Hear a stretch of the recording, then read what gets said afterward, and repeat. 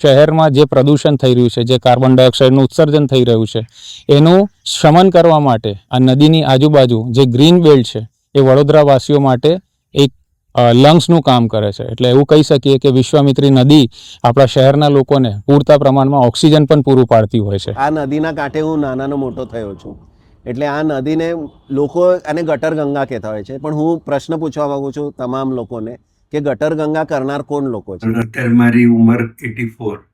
મેં મારા નાનપણમાં વિશ્વામિત્રીમાં સ્વચ્છ પાણી જોયું છે, લોકો નાતા જોયા છે, એમાંથી પીવા માટે પાણી ભરીને જતા.